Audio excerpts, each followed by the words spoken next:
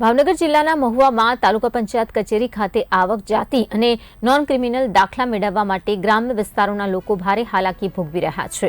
37 ડિગ્રીની કાળઝાળ ગરમીમાં વિદ્યાર્થીઓ, વાલીઓ, ખેડૂતો અને મધ્યમ વર્ગના નાગરિકોને કલાકો સુધી લાઈનોમાં ઊભા રહેવું પડે છે।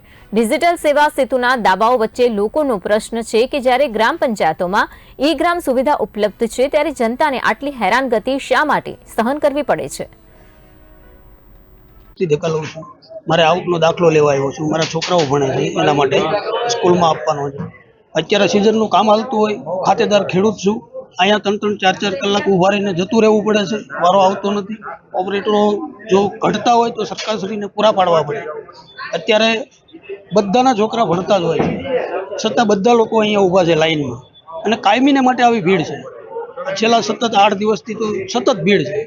तो सरकारश्रीने आ नोंध लेवी जोईए। એટલે અત્યારે હાલ જે રિઝલ્ટો આવેલા છે 10મા 12માના એના ઉપરથી છોકરાઓને બીજે એડમિશન માટે, આવકના દાખલા માટે, પછી જાતિના દાખલા માટે, નોન ક્રિમિલિયર માટે બધું એક સાથે ઘસારો થઈ ગયો છે। એના માટે આપણે સ્ટાફને વ્યવસ્થા કરવા માટે કીધેલું છે। ઓલરેડી 2 ઓપરેટર આપણે કામ કરે છે અને હજી બી એક વધારવા માટેની રજૂઆત કરેલી છે। અને બીજું એ કે આપણે જે દાખલા શક્ય હોય ત્યાં સુધી ઇમરજન્સી વાળા કોઈ હોય તો એને આપણે તાત્કાલિક પૂરા કરવાની ટ્રાય કરતા હોઈએ છીએ કે સેમ ડે એમને મળી જાય। અને બીજા જે દાખલાઓ રહ્યા એ બી આપણે એવી ટ્રાય છે કે કોઈ તમારું નામ ને કયું ગામ ને શું કામ અહીંયા ઊભા છે, કેટલા દિવસથી ઊભા રહ્યો છો? મારું ગામ છે ગળતર, મારું નામ છે વિક્રમસિંહ બાઉભા ગોહિલ।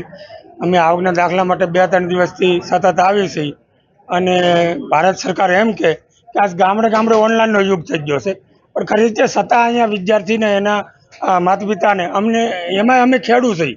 અત્યારે અમારી સિઝન હોય બધી ખેડવાનું, ખાતર પોતર જે નાખવાનું હોય ખેતીમાં, એવા સમયકાળની અંદર અમે મહુવા તાલુકાની જે આવકના દાખલાની લાઈનો છે એમાં 2-3 દિવસથી આવી છીએ અને પાસે લાઈન પૂરી થઈ જાય, સમય પૂરો થઈ જાય એટલે પાછા ઘરે જાય અને બીજે દિવસે પાછા આવીએ છીએ। એટલે ભારત સરકારને અમારું કહેવાનું એ છે, ગુજરાત સરકારને, કે તમે એમ કહો કે ગામડે ગામડે ઓનલાઈનનો યુગ આવી જાય, પણ છતાં કેમ હજી તાલુકા સુધી દરેક વિદ્યાર્થી અને માતા પિતાને અહીં હાજરી